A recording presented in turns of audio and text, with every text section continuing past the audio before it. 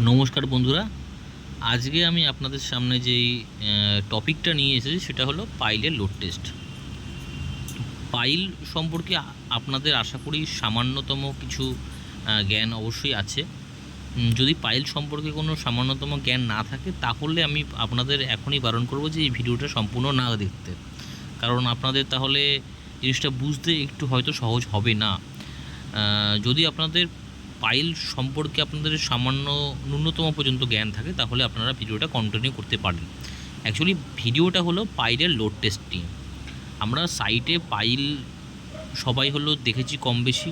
তো পাইলের load test আমরা দুরকমভাবে হয়, একটা হলো রুটিন লোড টেস্ট, একটা হলো ইনিশিয়াল লোড টেস্ট। যখন পাইল সাইটে আমাদের সাইটে যখন কোনো ডিজাইন করা হয়, যে আমার স্ট্রাকচারের ডিজাইন লোড আমার যখন একটা মানে আমাদের কনসালটেন্টের থ্রু আমাদের কাছে আসে, তখন একটা আমরা ইনিশিয়াল আমরা লোড টেস্ট করে দেখি যে এই পাইলটা পাস যদি হয়ে যায় লোড টেস্টে, তাহলে আমরা এইভাবেই আমরা আমরা পাইলের হলো মানে ডিজাইন করব। যদি পাস না হয় তাহলে সেখানে আমাদের আলোচনা করতে হবে, ওটা একটা হলো পর্যালোচনা হলো বিষয়। আর যখন আমরা এই ভিডিওতে রুটিন লোড টেস্টের নিয়ে কিন্তু আলোচনা করছি। রুটিন লোড টেস্টটা কিন্তু পাইল চলাকালীন আমরা র্যান্ডমলি কয়েকটা, সাধারণত এটা 2 থেকে 3% মানে 10% মতো হয়, মানে 10 to 12%, মানে যতগুলো পাইল আপনি হলো পাইল কাস্টিং করবেন তার 10% থেকে 12%-এর মধ্যে আপনি রুটিন লোড টেস্ট আপনি হলো করতে পারবেন। তো আর রুটিন লোড টেস্ট সম্পর্কে বেশি ডিটেলে আমি এই ভিডিওতে আমি হলো বোঝাতে চাইছি না। আমি এখানে লোড টেস্টটা নিয়ে আমি বিশেষত আপনাদের লোড টেস্ট সে সম্পর্কে আমি আপনাদেরকে এই ভিডিওটা আমি হলো বোঝাবো। তো এখানে দেখতে পাচ্ছেন যে এখানে একটা চার্ট দেওয়া হয়েছে, যেখানে একটা পাইলের ডিজাইন লোড কত এবং টেস্ট লোড কত এবং সেই পাইলের নাম্বার, ডায়াপ অফ পাইল সব দেওয়া আছে। তো আপনাদের এইখান থেকে জিনিসটা বুঝতে সুবিধা হবে যে আমরা যখন কোনো বিল্ডিং বানাই তো তার একটা ডিজাইন লোড আমরা তখন হলো কিন্তু আমাদের কনসালটেন্টের থ্রু দেওয়া হয়, সেটা হলো ডিজাইন লোড। এবং ডিজাইন লোড আমরা যেই ডিজাইনে ওই সয়েলটা লোড নেবে তার থেকে আমরা কিন্তু 1.5 গুণ 1.5 টাইমস কিন্তু আমরা তার উপর কী দেবো, টেস্ট লোড চাওয়াবো। ঠিক আছে, টেস্ট লোড আমরা 1.5 টাইমস চাওয়াবো। আমরা কার জন্য? রুটিন লোড টেস্টের জন্য। আমরা এখানে কিন্তু রুটিন লোড টেস্টের একটা বিষয়বস্তু সম্পর্কে আমরা জানছি। আচ্ছা, ইনিশিয়ালের ক্ষেত্রে কত? তো ইনিশিয়ালের ক্ষেত্রে 1.5 গুণটা 2.5 গুণ হয়ে যাবে, 2.5 হয়ে যাবে। ঠিক আছে, তো রুটিন লোড টেস্ট সম্পর্কে আমরা এখন জানছি, আমরা কিন্তু ইনিশিয়াল নিয়ে কথা বলছি না। তো এই যে পাইলটা হচ্ছে এটা ডিএমসি পাইল, ঠিক আছে, ডাইরেক্ট মাড সার্কুলেশন পাইল। কংক্রিটের গেট দেওয়া হয়েছে এবং তার টার্মিনেশন লেভেল মানে পাইলটা কতটা লম্বা, 29 মিটার লম্বা। আর কাট অফ লেভেল থেকে পাইলটা 1.38 মিটার পর্যন্ত কাট অফ, মানে আমাদের যদি অরিজিনাল যেটা আমাদের গ্রাউন্ড লেভেল সেখান থেকে আমাদের অরিজিনাল গ্রাউন্ড লেভেল থেকে পাইলটার যে কাট অফ লেভেল মানে পিসিসির হলো বটম লেভেল, সেটা কিন্তু 1.38 মিটার নিচুতে আছে। ঠিক আছে, আর পাইল আমাদের কাট অফ লেভেল থেকে মোটামুটি 1 মিটার 1200 মোটামুটি পাইল কিন্তু ওপরে আমাদের হলো একটা স্লাজ কংক্রিট থাকে। ঠিক আছে, সিমেন্ট কনজামশন এখানে 400 কেজি পার এম কিউব দেখানো হয়েছে। তো এটা সংক্ষিপ্ত ডেসক্রিপশান, একটা শর্ট ডেসক্রিপশান পাইলের, যেই পাইলের লোড টেস্ট আমরা হলো করতে যাচ্ছি সেই পাইলের একটা শর্ট একটা হলো ডেসক্রিপশান। তো এর পরের স্টেপে আমরা দেখছি যে এখানে একটা ক্যান্ডেলেজের একটা হলো ছবি দেওয়া হয়েছে। যে ক্যান্ডেলেজ এই জিনিসটা কি? এই জিনিসটা হলো যে আমরা জানি যে পাইলের ডিজাইন লোড 116 টন, তার 1.5 টাইমস মানে 1.5 গুণ আমাদের হয়ে গেল টেস্ট লোড। মানে আমরা যেই ডিজাইন আমাদের করা হয়েছে তার থেকে 1.5 গুণ লোড দিয়ে আমি টেস্ট করব। আর তার থেকেও 1.25 মানে 1.25 মানে তার 25% বেশি লোড চাপিয়ে এই কেন্টেল টেস্টটা আমি কিন্তু মানে রেডি করব। এই কেন্টেল টেস্টটা রেডি করার জন্য আমি তাহলে কত ডিজাইন লোডের থেকে 1.5 টাইম টেস্ট লোডস, তার থেকেও 25% লোড বেশি চাপিয়ে মানে 1.25 তার সঙ্গে মাল্টিপ্লিকেশান করে যেটা হচ্ছে সেটা কিন্তু কেন্টেল বেঞ্চের লোড হবে।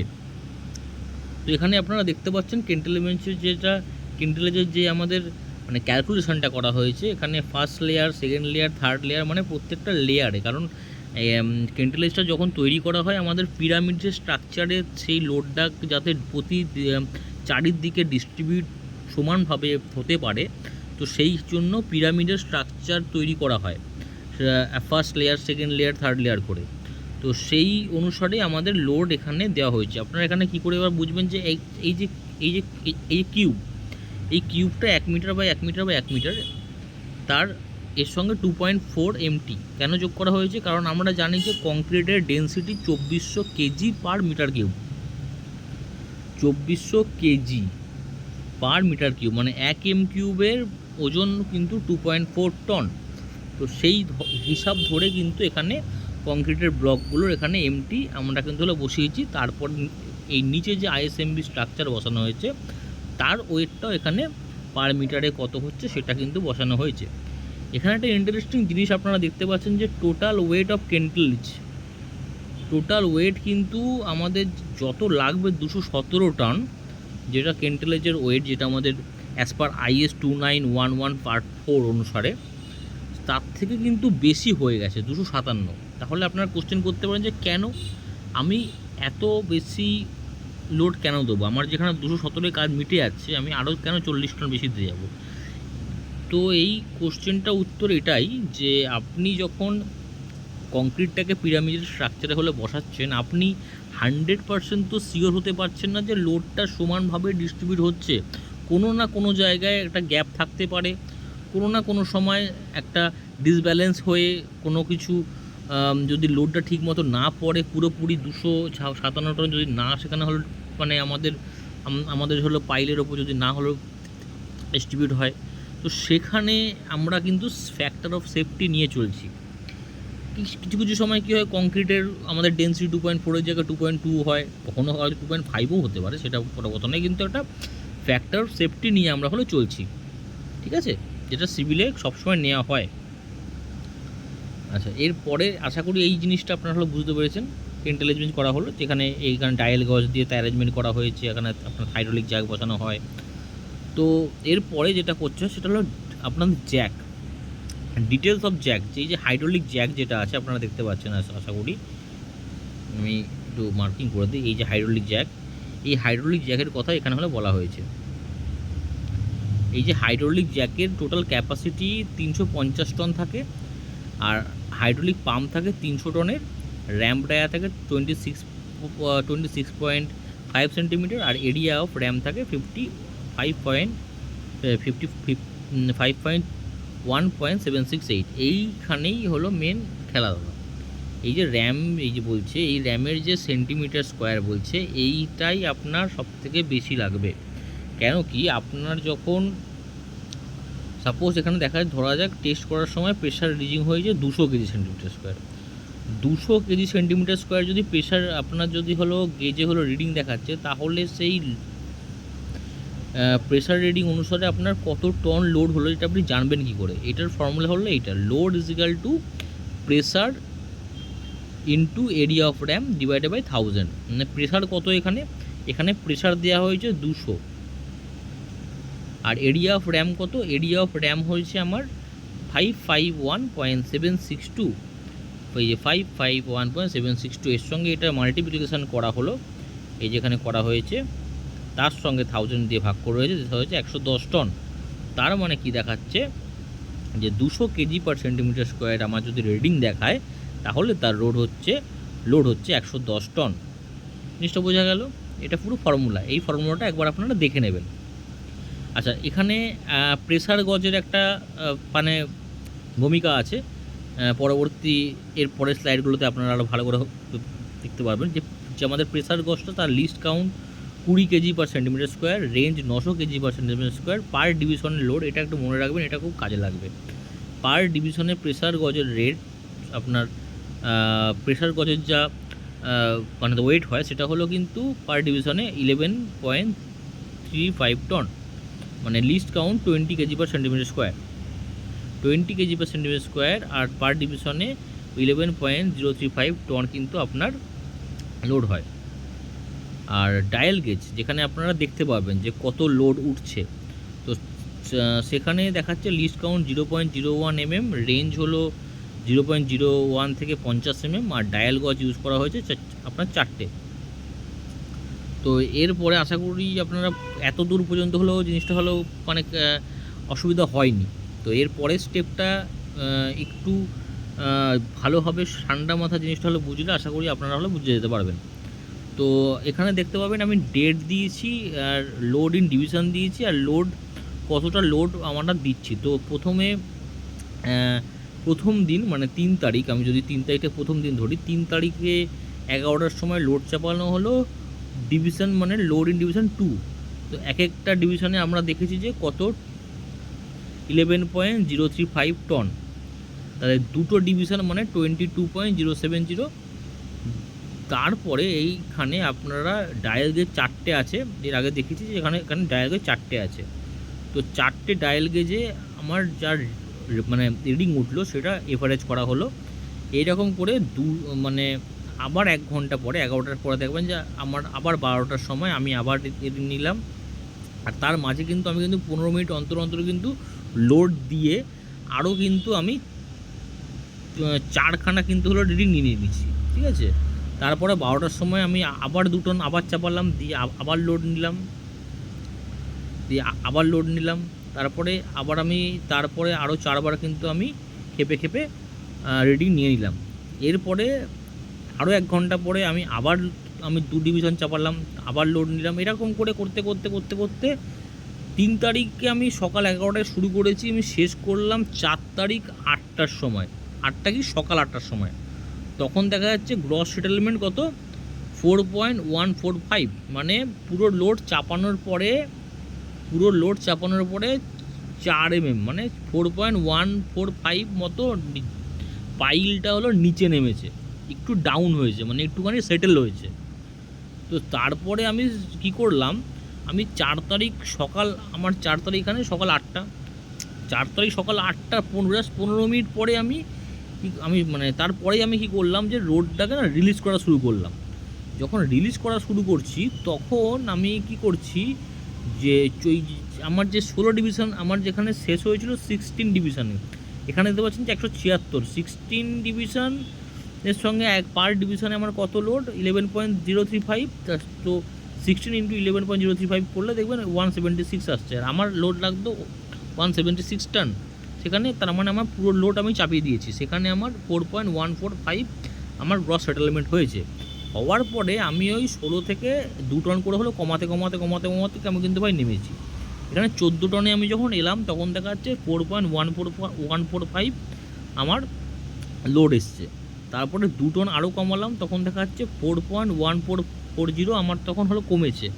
এরকম করে যখন আমি লোডটাকে হলো কমাচ্ছি তখন দেখা গেল আমার টোটাল সেটেলমেন্ট হলো আমার নেট সেটেলমেন্ট হলো 3.155, মানে পাইলটা প্রথমে হলো বসলো, কত বসলো পাইলটা ধরুন এই জায়গায় ছিল, আমি কালারটা চেঞ্জ করে দিই তাহলে জিনিসটা বুঝতে পারবেন। এটা হলো পাইল,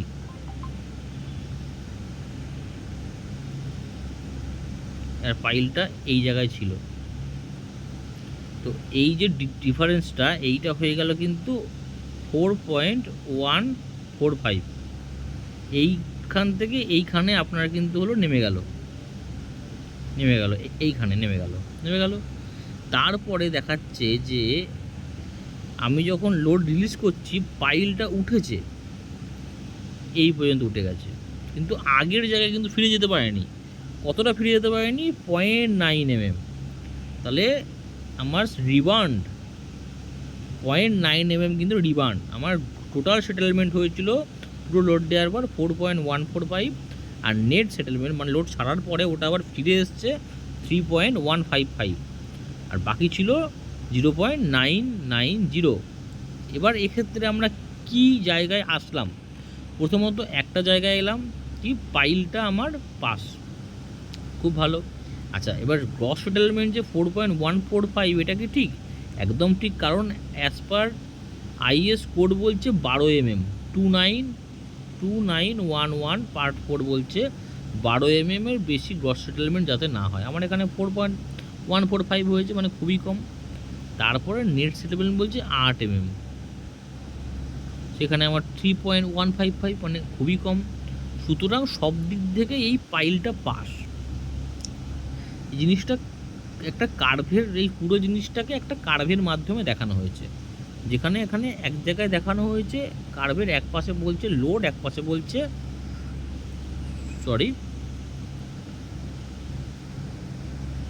এক পাশে বলছে লোড, এক পাশে বলছে এটা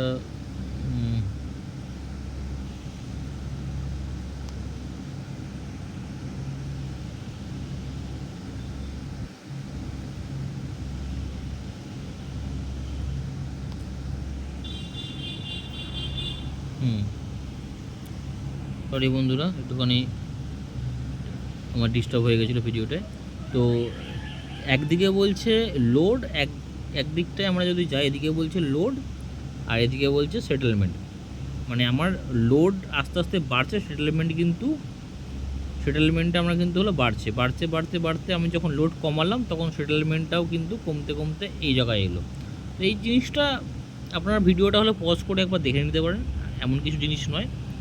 তো আশা করি জিনিসটা আপনাদের পুরোপুরি হলো ক্লিয়ার হয়েছে। যদি না হয়ে থাকে আমাকে ভিডিওর মাধ্যমে, মানে আমার কমেন্টের মাধ্যমে অবশ্যই হলো জানাবেন। আর যত পারবেন ভিডিওটা হলো শেয়ার করার চেষ্টা করবেন আপনাদের বন্ধুদের মধ্যে, আপনার হলো যাদের সঙ্গে আপনারা হলো কাজ করছেন এবং যারা এই ভিডিওটার মাধ্যমে যদি কিছু শিখতে পারছেন তাদের কাছে।